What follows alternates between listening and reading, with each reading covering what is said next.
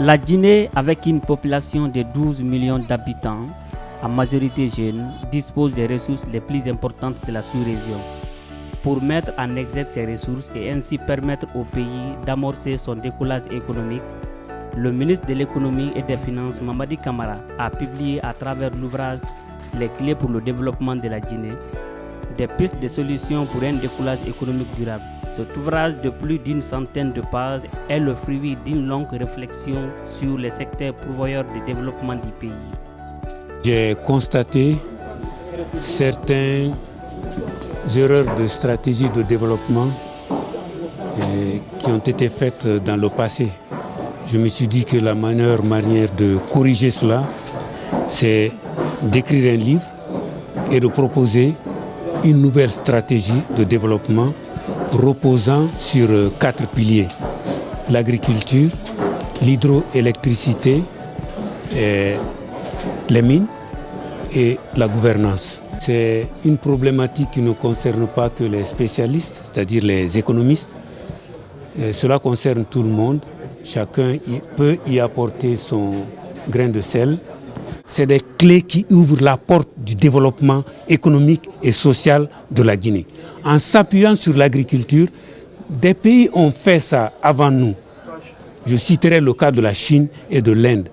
Et il a été prouvé par des recherches scientifiques que les pays qui ont commencé leur développement par l'agriculture ont fait des progrès immenses. La cérémonie de dédicace du samedi 29 septembre à Conakry a connu la présence des hautes personnalités de l'État, partenaires au développement. Tous sont intervenus à tour de rôle pour féliciter, voire apporter des suggestions afin que ce livre puisse servir de guide aux décideurs dans les perspectives de prise de décision pour le développement du pays. Ça parle de la problématique du développement et comment faire pour relancer l'activité économique et de manière générale se mettre sur les rampes du développement économique et social. Lorsqu'on lit l'ouvrage, on sent nettement qu'il est un panafricaniste, puisqu'il ne dissocie pas l'avenir de la Guinée de celui de l'Afrique, des autres pays africains.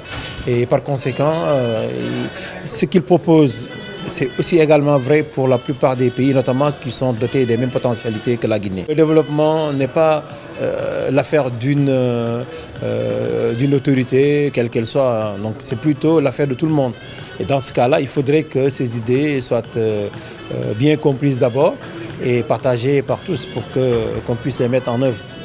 S'il n'y a pas de bonne gouvernance, vous savez, on peut continuer à patauger et on n'ira pas loin.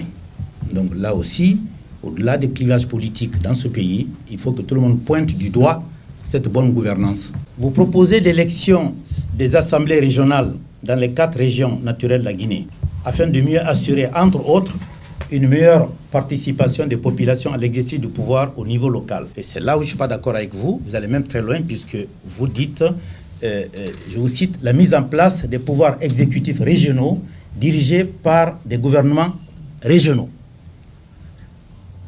Mon cher ami et collègue, si on fait ça en Guinée, puisque rien ne marchera, déjà que ça ne marche pas beaucoup, si vous faites ça, alors là, tout va en valo.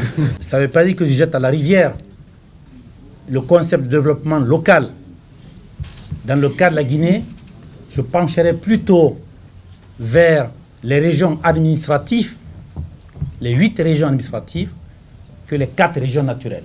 Cette nouvelle œuvre rendue publique ces derniers jours est la 4e du ministre. Des propositions qui pourraient être reprises dans les différents secteurs pour booster le développement du pays et permettre à la Guinée de se placer parmi les pays les plus dynamiques du continent.